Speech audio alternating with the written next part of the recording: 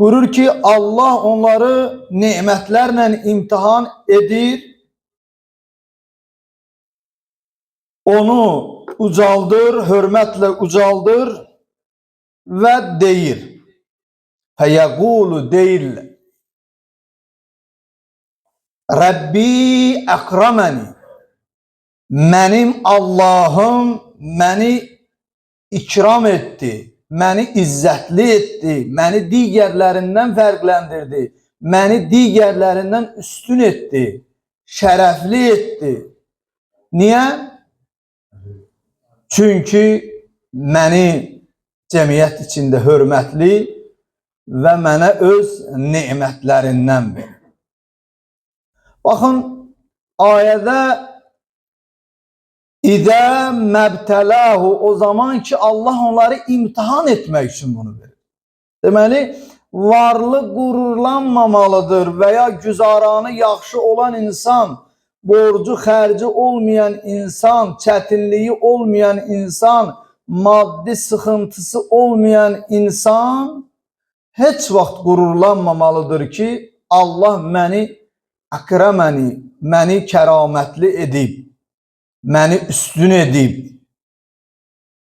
digərlərindən bu nemətləri mənə verib. Xeyr, bu Qur'anın ayəsinə əsasən həmən insanlara imtihan etmək üçün o nemətləri verir. Xoş, o insanın halına ki, Allah onu kəramətli edib, izzətli edib, digərlərindən onların ibarəsi ilə desə üstün edib, ona birinin söz kəsəri yaxşıdır, cəmiyyət üçün sözü ilə fayda verir. Birinin digər həkimdir, öz tibbi sahəsində fayda verir. Amma o qürurlanmamalıdır ki, mən belə bir həkiməm ki, görürsünüz, hamı mənə müraciət edir. Və ya mən elə bir müəlliməm ki, hamı təhsil üçün mənə müraciət edir. Xeyr, Allah onu sənin üçün, mənim üçün imtihan edib ki, görən mənim bəndən bu izzəti, bu kəraməti buna vermişəm, necə davranır ondan? Əgər bir məmləkətdə həkim ola və həmən məmləkətdə bir xəstə maddi çətinliyi ola, o xəstəlik ilə dünyadan köçə, qiyamət günü Allah onlardan sorğu sual edəcək. Sənə bu qədər istedad, savad, səni bu qədər tanıtdırdım, sən nəcəb belə öz ibarəmizlə desək, 10 xəstənin 8-indən məsələn öz istədiyin kimi ondan davrandın, ikisinin nəcəb Allah üçün icra eləmədin? Müəllimdir.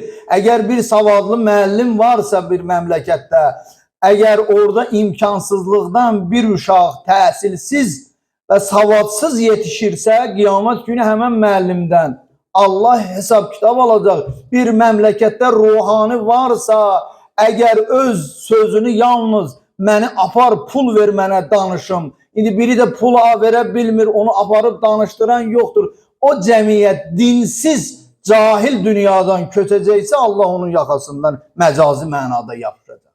Mən bunları sənə öz ibarəmizlə desə elə belə verməmişdim.